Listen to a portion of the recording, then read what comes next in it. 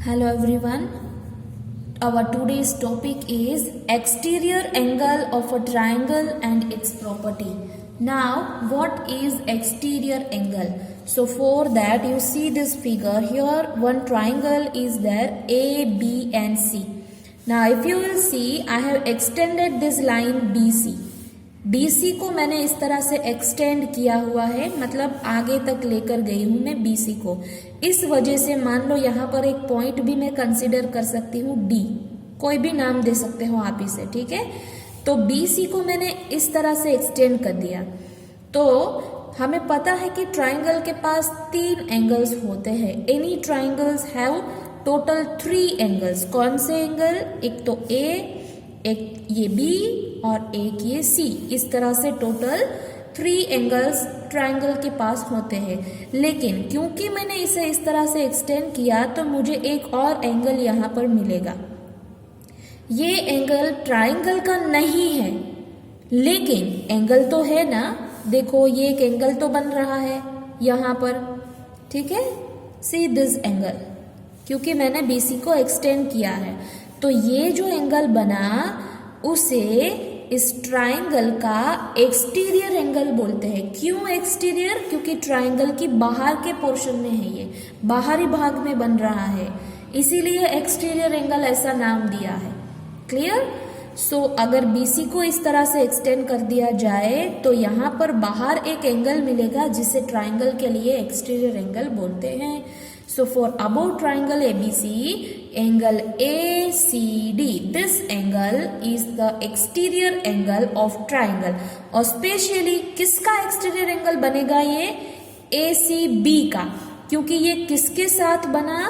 इस वाले interior angle के साथ बना। देखो ये इंटीरियर एंगल है क्योंकि ये ट्राइंगल के अंदर का है, ठीक है। तो ये वाला ACD जो है वो ACB का एक्सटीरियर एंगल होगा। अंडरस्टूड?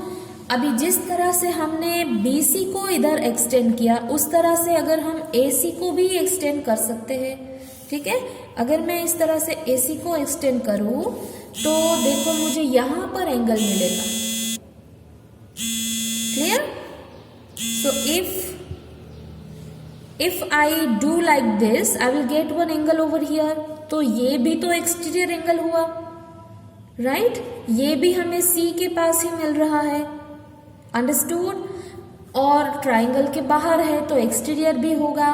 तो BCD डैश, देखो मैंने यहाँ डैश किया है क्योंकि ये इस B से अलग है। ये वाला D BC के ऊपर था और ये AC के ऊपर है।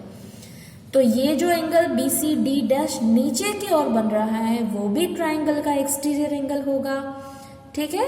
तो for about triangle angle BCD dash, this angle is the exterior angle of ACB। देखो यहाँ पर भी ACB था, यहाँ पर भी ACB ही है, मतलब कि एक ही एंगल के दो एक्सटीरियर एंगल मिले। एक इधर मिला और दूसरा नीचे की ओर भी मिला। अगर इस दोनों फिगर को मैं कंबाइन कर दूं तो कुछ इस तरह से दिखेगी। देखो C के पास मैंने इसे भी एक्सटेंड कर दिया और इसे भी एक्सटेंड कर दिया, तो इस वजह से एक एंगल मुझे यहाँ मिलेगा एग्जैक्टली C की बाजू में और दूसरा नीचे की साइड पे मिलेगा, ये रहा।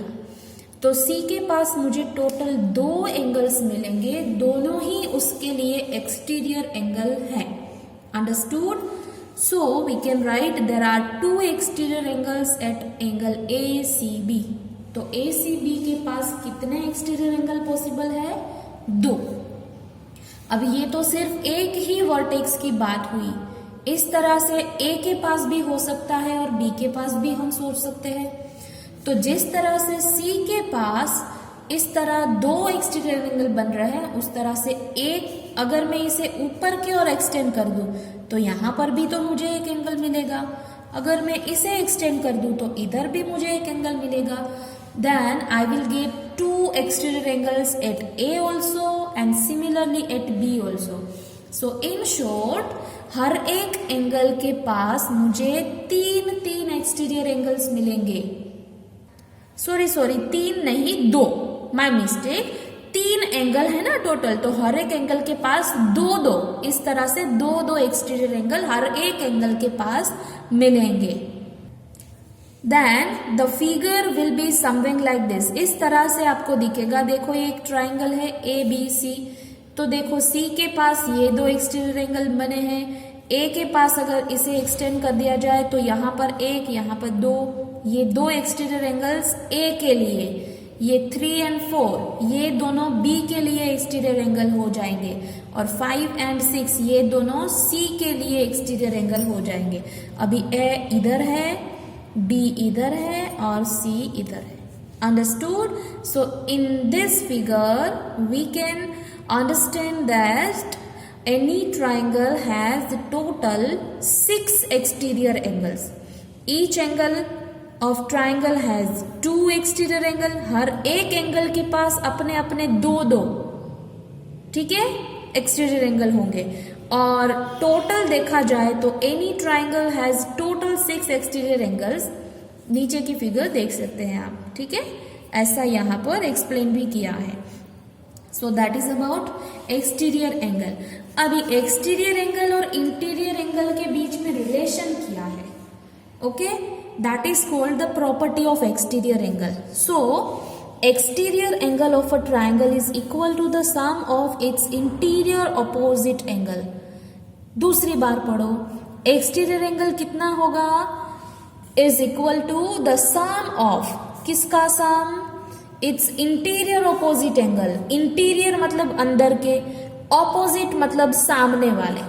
चलो देखते हैं फिगर में, ये रही फिगर।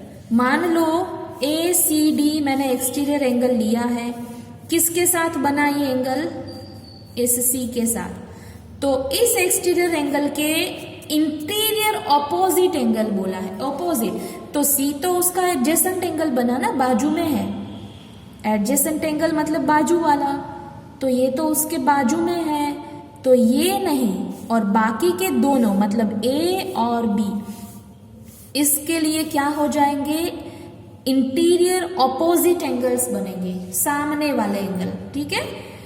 तो इन दोनों का सम इसके जितना होता है, ACD के जितना।